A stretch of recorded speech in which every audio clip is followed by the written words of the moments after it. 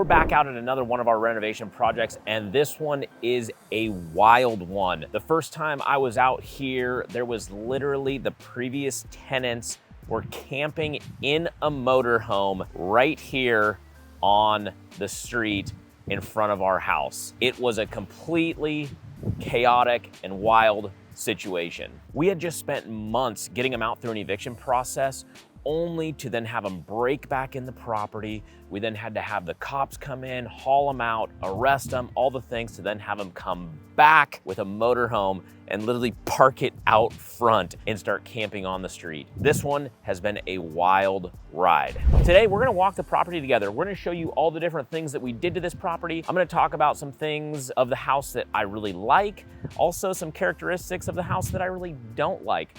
We're gonna get into all of that today on this video. So let's go check it out. In the original video, there's a massive pair of boots right here, probably like a size 14 boot. I'm just a little relieved to say that those boots are no longer here, so I think we're gonna be in okay shape. If you're new to the channel, we buy a lot of different houses. Some of them we're able to come in and just do very little and do a quick flip. Others we have to do massive renovations on, and there is a huge transformation that takes place. And it's a pretty exciting process because a lot of them we actually buy sight unseen, so we don't really know what we're getting into until we actually buy the property, change the locks, and get inside. So make sure you hit that subscribe button so you can follow along in the different projects that we have and see some of the amazing transformations that take place. All right, now let's get inside this place and see how it turned out. So we're already off to a good start. Last time I was here, I poked my head in this front door right here, and right about in this hallway here, some cats kind of came through here and scared the absolute bejesus out of me. So I'm just hoping there's still no more cats lingering around in here. I'm gonna watch my back, but I think we should be okay. So as I first walk into the house, the first thing I notice is this entryway. This is one of the things that I really don't like about this house, is just how it's kind of an entryway that leads to nowhere. It's just kind of in this weird little nook here. You'll see in a moment why we couldn't really do anything or make any changes to the layout with that, but it's just something that I just really don't like. Let me know in the comments what you think. Does this seem like a little bit of an awkward kind of entryway, or am I being too critical about that? Let me know what you think. But yeah, as we cruise back through the house, getting back to the main living room area, I actually really like the living room. And what I really love about it is this giant picture window that goes into the backyard here. So it's not like we have some giant oversized living room or anything, but as you can see, there are no lights on in here, and it's even a bit of a cloudy day, and there's plenty of just natural light in this area of the house, which I think is a really nice feature. And everything turned out really nice. All the walls look good, all new trim throughout, the flooring, it all ties together nicely. I think this place is looking good so far. Let me know what you think. So let's move into the kitchen. Obviously, we did a full kitchen renovation here. One thing I am noticing, much better than my initial walkthrough. I'm relieved because last time I was here, there was a giant butcher knife laying on this counter. When you're walking through a property by yourself and you're not sure if people are or are not in the home and there's a giant knife set out on the counter, it makes you a little uneasy. We don't have cats, we don't got the big boots by the front door, we don't have a giant butcher knife on the counter, so we're doing good so far today. All in all, I think the kitchen looks great for what it is. As you can see, it's a very small and tight space. So we really didn't have a lot of room to work with here. So we did what we could. I think if this was a larger reno with a bigger renovation budget and like a higher end area, we would want to actually open up this wall into the living room. It would just require a bigger budget. I believe this was a load-bearing wall when we looked at it, which is why we didn't open anything up and we just decided to leave it as is because it just wasn't in the budget to do. Unfortunately, that leaves us with a small kind of galley style kitchen. But again, still looks nice, functions well. It's a great updated kitchen for the house itself. So when this property was built in the 70s, I'm really not a fan of where they even just placed the kitchen, because this all ties into why this entryway is a bit goofy, right? There was no way for us to reconfigure any floor plan in here because where the kitchen sits. As you can see, We got a front door right there, and then we have it basically comes right into the kitchen here. So there's just no way to open this thing up because your kitchen sink is right there. My opinion, just a bit of a bad builder design in the 70s, but hey, we're making it work. So this house is a 4-bedroom, 2-bathroom home, roughly 1,500 square feet. Like I mentioned, it's built in the 70s. So let's go down this hallway here and check out these other few bedrooms here. We have bedroom number 1 right here. Pretty standard layout really once it gets to this part of the home. Bedroom number 2 here, and then bedroom number 3. Nothing really too fancy to see in those rooms. They're just kind of your standard 10 by 10, 10 by 12 bedrooms. And then we do have the hallway bath that services this part of the house, these 3 bedrooms with a double vanity, as you can see, which I think turned out nice. And then we have our tub shower here as well, which turned out pretty dang good.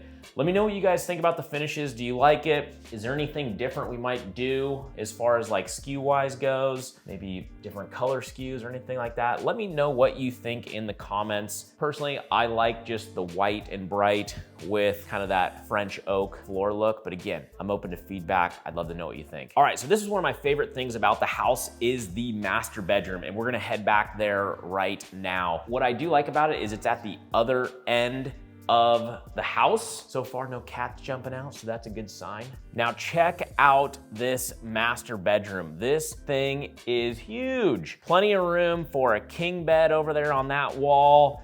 And then I'll spin you around over here. There's room for a sitting area or whatever you want here. We got plenty of room for activities in this bedroom here. And I've got to show you this master bathroom because it turned out awesome. Check out this double vanity here along the back wall. This thing is huge. And then we've got an amazing tub shower combo here. Everything turned out great in this bathroom. It's light, it's bright, it's a big space, especially for a 1,500 square foot house, which is why I just love this master bath so much. And then we have the master closet.